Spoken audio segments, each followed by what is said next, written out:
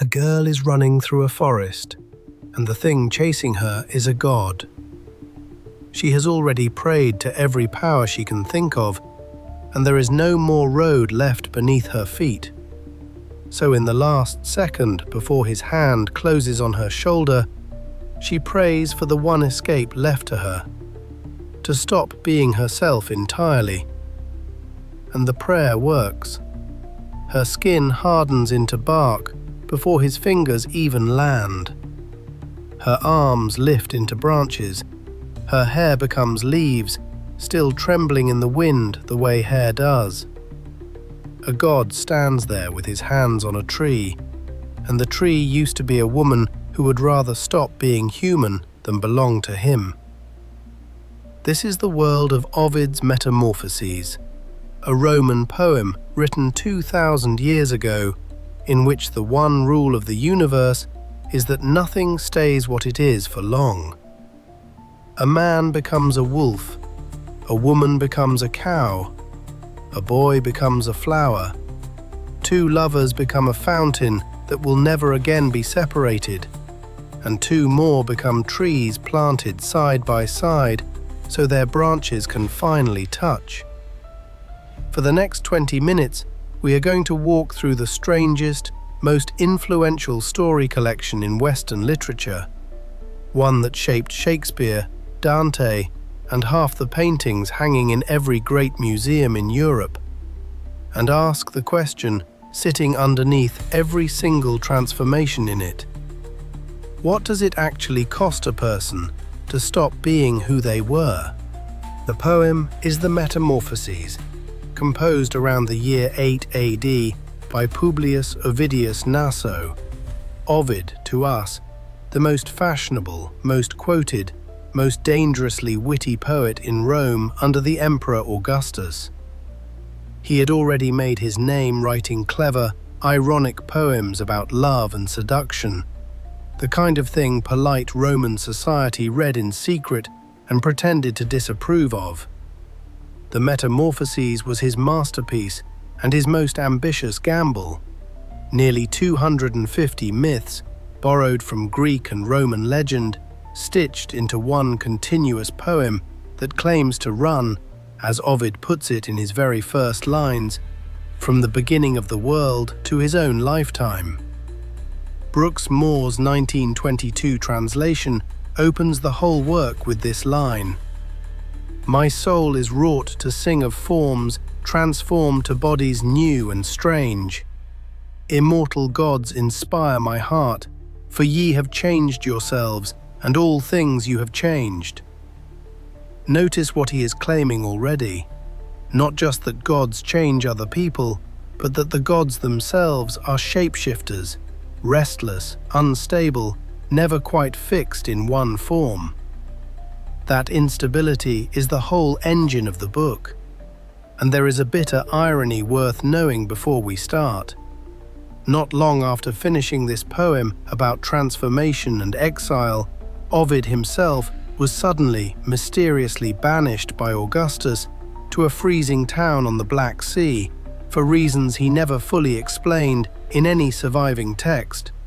And he died there, having written obsessively about people losing everything they were, only to lose almost everything himself. Here is the whole poem in one sentence. In a universe run by gods who are jealous, vain, and rarely merciful, mortals are changed. By punishment, by grief, by desperate self-defense, or by simple bad luck. Into trees, animals, rivers, and stars. And what survives every single change is not the body, but something harder to name. A shape of feeling, a core of character that keeps expressing itself even after the person wearing it has completely disappeared. That is the idea to hold on to for the next 20 minutes, because it is what makes this 2,000-year-old poem still land like a gut punch today. Pride outlives the body that had it, love outlives the body that felt it, and grief outlives the body that carried it. The shape just changes to fit whatever container is left. We will walk it in 5 beats, each one a transformation that Ovid clearly wants us to feel differently. A punishment, an accident, an escape, a tragedy, and a reward. First, Lycaon and the flood. Ovid opens his parade of myths with the gods still settling the shape of the newly made world, and the very first transformation in the poem is a punishment. Jupiter, king of the gods, comes down to earth disguised as an ordinary traveler to test a rumor that mankind has grown wicked, and he arrives at the palace of a cruel king named Lycaon. Lycaon does not merely fail the test of hospitality, he tries to murder his guest in the night, and testing whether this visitor is truly a god, serves him a meal made partly of human flesh. Jupiter erupts. He blasts the palace with fire, and as Lycaon flees in terror, his body twists and drops onto 4 legs before he has even finished running. Brooks Moore describes exactly what is left of him. His vesture separates in shaggy hair, his arms are changed to legs, and as a wolf, he has the same grey locks, the same hard face, the same bright eyes, the same ferocious look. That last detail is the whole point. The fur is new, but the ferocity was already there. Jupiter has not given Lycaon a new nature. He has simply made his true nature visible on the outside. Furious that one bad king could represent the whole corrupted species, Jupiter decides the entire human race deserves erasing, and unleashes a flood so total it drowns every living thing except one virtuous elderly couple who survive by clinging to a mountaintop and are later given the strange, sacred task of repopulating the earth by throwing stones over their shoulders. Stones that soften and slowly, awkwardly become people. Even creation in Ovid's world starts with a change of shape. Second, Phaethon and the chariot of the sun. Not every transformation in this poem punishes a monster. Some punish nothing but overreach. Phaethon is a mortal boy, son of the sun god Apollo, who is mocked by a friend for not being able to prove his divine parentage. Stung with wounded pride, he begs his father for one favor to silence the doubters: to drive the sun's own chariot across the sky for a single day. Apollo, who cannot take back a promise sworn on the river Styx, warns him desperately that no one, not even the gods, can hold that team of fire horses on their track. But the boy is too proud and too young to hear it. The moment he takes the reins, the horses feel an unfamiliar, lighter hand and bolt. Brooks Moore renders the disaster in motion. Soon as the steeds perceived it, with a rush impetuous, they left the beaten track, regardless of all order and control. The sun swings wildly through the sky, scorching whole regions of the earth into desert, freezing others in shadow, boiling rivers dry. And Phaethon, from a height no human had ever survived, finally understands what he has done. Brooks Moore gives us the exact instant fear arrives. A pallor spread his cheeks with sudden fear. There is no wickedness in this boy, only a child's wounded pride reaching for a power his body could never actually hold. And to save the world from burning to ash, Jupiter is finally forced to strike his own descendant out of the sky with a thunderbolt. Phaethon falls flaming into a river far below, and his grieving sisters weep over his grave, so long and so hard that they themselves transform, rooted where they stand, into trees still weeping amber tears of sap. This is the transformation as consequence, not cruelty answered, but ambition that outran the hand meant to hold it. Third, Apollo and Daphne, the transformation as a last, desperate escape. This time it is the same god, Apollo, on the other side of the story, mocking Cupid's little bow as a child's toy unworthy of a real archer. Cupid, insulted, takes his revenge with 2 arrows, a golden one that strikes Apollo and fills him with obsessive love for the nymph Daphne, and a leaden one that strikes Daphne and fills her with an absolute revulsion for love itself. Apollo chases her through the forest, calling out that he is a god, that he means her no harm, that she should simply slow down. Every reassurance a pursuer gives a person who is right to keep running.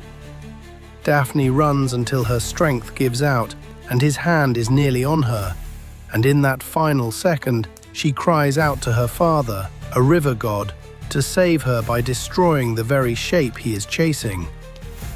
Brooks Moore describes exactly what happens to her body as the prayer is answered. Torpor seized on all her body, and a thin bark closed around her gentle bosom, and her hair became as moving leaves. Her arms were changed to waving branches, and her active feet as clinging roots were fastened to the ground. Apollo reaches her only to find his hands resting on wood. Her heart he can still feel fluttering beneath the new bark. And, in a scene that is somehow both tender and deeply unsettling, he declares that since she cannot be his bride, she will at least be his tree forever, sacred to him, crowning the heads of victors and emperors for all of history to come. Daphne never consents to any of this. Her transformation was never a gift. It was the only door left in a house on fire. Proof that sometimes the fastest way out of a trap is to stop being the kind of creature the trap was built to catch. Fourth, Pyramus and Thisbe, where the transformation seals a tragedy instead of causing one. 2 young lovers in ancient Babylon live in neighboring houses whose families forbid their marriage, and, able to speak only through a crack in the wall between their homes, they arrange a secret meeting outside the city walls, beneath a white-berried mulberry tree. Thisbe arrives first, and a lioness, jaws still bloody from a recent kill, comes to drink at the nearby spring. Thisbe flees into a cave, but drops her veil, which the lioness mauls and leaves stained with blood before wandering off. When Pyramus arrives and finds the torn, bloodied veil, he assumes the worst possible thing, that his beloved has been killed, and that it happened because he arrived late. Unable to imagine living with that guilt, he draws his sword. Brooks Moore does not soften the moment. He imbrued the steel, girt at his side, deep in his bowels. As his blood sprays up into the branches above him, the poem tells us the white mulberries are dyed a purple tint that they will carry forever after, the tree itself transformed as a permanent monument to a mistake made in half a second of grief. Thisbe returns, finds him dying beneath the reddened fruit, and refuses to be left alive on the other side of this. She speaks the line the whole tragedy turns on, "Thee I will follow to eternity," and falls on the same sword, still warm with his blood. Here the transformed object is not a person at all, but the tree itself, forever marked, and the moral is stated almost too plainly to miss. The deepest, most devoted love can also be the most reckless, and grief that moves too fast to check its facts has buried more lovers than any war ever has. Fifth and last, Orpheus and Eurydice, the one story in the whole poem that dares to ask whether a transformation can ever be undone. Orpheus is the greatest musician who ever lived, a man whose singing can charm wild animals into stillness and move stones to tears. And when his bride, Eurydice, dies suddenly from a snake bite on their wedding day, he refuses to accept that death is the one transformation with no reversal. He walks down into the underworld itself and sings a plea so beautiful that even the god of the dead is moved to pity. An unprecedented mercy. Eurydice's shade is allowed to follow him back up to the world of the living on exactly one condition. He must not look back at her until they have both reached the sunlight. Almost at the threshold, so close he can nearly feel daylight on his face, Orpheus is seized by a doubt he cannot master. Is she really behind him, or has he been tricked? And he turns to look. Brooks Moore renders the instant with brutal simplicity. He turned his eyes so he could gaze upon her. Instantly she slipped away. She is pulled back down into the dark, and her last word to the man who loved her enough to walk into death itself is smaller than any of the others in this whole poem. Her last word spoken was, "Farewell," which he could barely hear, and with no further sound, she fell from him again to Hades. Orpheus fails, and death remains the one transformation Ovid will not let anyone reverse, no matter how great the love or how beautiful the song. The single hard limit standing at the edge of a universe where almost everything else can change into almost anything. So what does all of it add up to? Look at the 5 shapes we just watched change. A cruel king into a wolf, a proud boy into a falling star of fire, a terrified nymph into a tree, a pair of reckless lovers into a stained fruit forever, and a devoted husband who fails to bring his wife back at all. And a pattern emerges that Ovid repeats, with small variations, across nearly 250 stories. The transformation never actually changes who anyone is. It only makes visible, permanently, in wood or water or starlight, what was already true about them.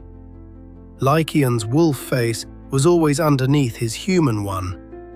Daphne's refusal was real before the bark ever closed around her.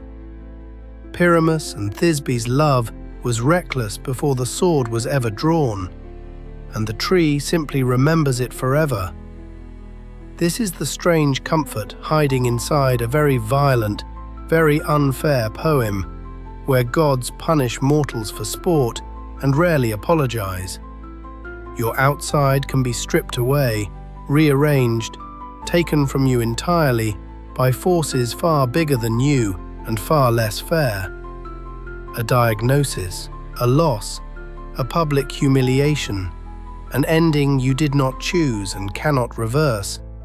And the thing underneath, the shape of what you actually loved and feared and stood for, does not disappear with it. It just finds a new shape to live in. Ovid is not writing a comforting book, but buried inside all that cruelty is one honest, oddly hopeful claim. Nothing you truly are gets destroyed when your circumstances do. It only changes form. Here is the one thing to carry out of this poem into your week. Almost everyone reaches, sooner or later, a moment that feels exactly like Daphne's. Cornered, out of road, watching some old version of your life close in on you with no way out that you can see. And the instinct in that moment is to think the only options are to keep running on legs that are already failing, or to be caught completely unchanged. Ovid offers a stranger third option, buried in myth after myth. Sometimes surviving means letting a part of you change shape entirely. The plan, the identity, the relationship, the story you have been telling yourself about who you are, while the thing that actually mattered about you keeps living inside the new shape. That is not defeat. Daphne's stillness as a tree is not weaker than her running. It is what her courage looks like once the chase is finally over. So this week, notice where you are gripping tightly to a shape, a job title, a role, a version of yourself. purely because changing it feels like disappearing. Ask instead what in you would actually survive the change intact. That answer is usually smaller and far sturdier than the shape you are afraid to lose. Ovid spent nearly 250 stories proving one restless idea: that nothing in this world, not a body, not a kingdom, not even a god, holds its shape forever, and that the only thing worth calling permanent is whatever keeps expressing itself, no matter what shape it is poured into next. A cruel man became a wolf and stayed cruel. A nymph became a tree and stayed free. Two reckless lovers became a stained fruit and stayed devoted forever to each other. If this walk through the Metamorphoses gave you something worth keeping, subscribe. A new classic every week, faithfully, in about 20 minutes. Next time, we leave the gods of Rome behind for the sewers and barricades of 19th century Paris, and a convict named Jean Valjean, who spends his whole life trying to outrun one stolen loaf of bread. Les Miserables. And tell me in the comments, if you had to survive a Daphne moment in your own life right now, what old shape would you be willing to let go of? And what part of you do you trust would still be there on the other side?